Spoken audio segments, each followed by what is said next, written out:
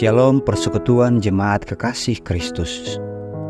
LPJ GPM menentukan tema khotbah minggu ini, yaitu membangun hidup tanpa penindasan, dengan nas bacaan Kitab Habakuk pasal 2 ayat 6-20. Tema ini menekankan dua hal, yaitu yang pertama, hidup perlu dibangun dan diciptakan, dan yang kedua, hidup perlu diciptakan tanpa kekerasan. Dalam literatur kenabian, Kitab Habakuk unik karena memakai motif dan tema kebijaksanaan tentang antitesa antara nasib orang benar dan orang jahat. Salah satunya adalah norma etis tentang nubuat celaka bagi orang jahat.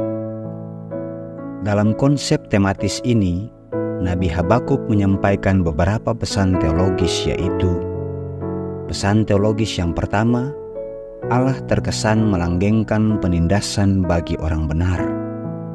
Nubuat celaka ini merupakan jawaban Tuhan atas pertanyaan teodise umat. Mengapa orang jahat menang atas orang benar? Umat mempertanyakan keadilan Allah. Mengapa Allah melakukan pembiaran atas kejahatan dan penindasan? Allah tampak pasif, apatis, dan tidak mendengar penderitaan orang benar. Allah berandil melanggengkan lingkaran penindasan. Dengan apatis, Allah memandang kesusahan umatnya dan suaranya menjadi sunyi. Umat menderita dalam sunyi. Vokal penindasan dan kejahatan jauh lebih besar dibanding kebenaran. Suara penindasan membungkam orang benar. Nubuat ini merupakan titik dan peran balik di mana Tuhan memastikan setiap kejahatan moral dan sosial mendapat ganjaran setara berupa celaka.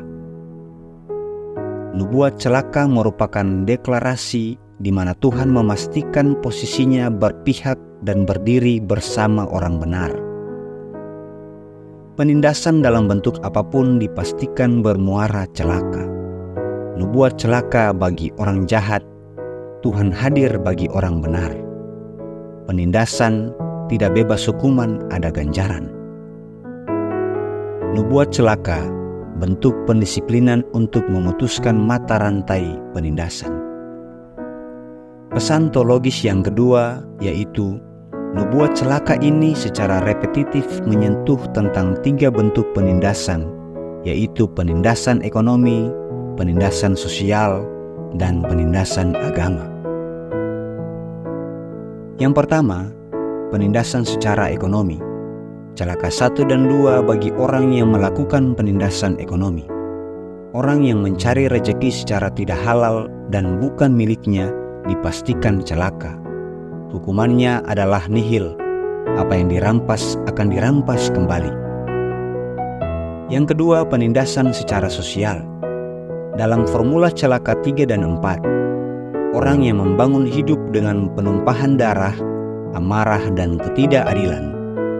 Ketika kita mematikan hidup orang lain, maka hidup kita berakhir dengan kehinaan dan kebinasaan. Dan yang ketiga, penindasan secara agama, terumus dalam celaka kelima. Dalam konsep ini, Allah ditindas dan diimpotenkan kuasanya dengan cara penyembahan berhala. Ketika seseorang memberhalakan materi atau benda, ia berandil menindas dan meminggirkan Allah. Pesan teologis yang ketiga, yaitu umat harus berdiam menanti karya penyelamatan Tuhan. Karena Tuhan ada di bait Allah. Karya Tuhan tidak berakhir pada celaka, sebaliknya, sebagai alat pendisiplinan untuk pertobatan. Karena itu, berdiam diri dan melakukan kebaikan merupakan jalan untuk mengalami kasih dan berkat Allah. Bait Allah harus menjadi tempat kudus, di mana orang tidak boleh hidup dan melanggengkan penindasan di dalamnya. Jemaat kekasih Kristus, apa pesan reflektif bagi kita? Pesan reflektif yang pertama adalah Allah bukan penonton pasif atas penindasan. Allah tidak mendukung narasi, perilaku penindasan, dan penindas. Allah hadir dan berpihak membela pihak tertindas. Pesan reflektif yang kedua adalah kenalilah dan lawanlah penindasan dalam bentuk apapun. Nilai hidup ditentukan pada seberapa besar kita menihilkan praktek penindasan. Dan pesan reflektif yang ketiga yaitu berdiam dirilah dalam Tuhan dan upayakan hidup tanpa penindasan. Kita perlu melakukan perubahan, kadang dibayar dengan harga mahal, yaitu penindasan. Kalau mau naik, jangan injak kepala orang. Naiklah dengan terhormat tanpa menghancurkan hidup orang lain. Tuhan Yesus memberkati. Amin.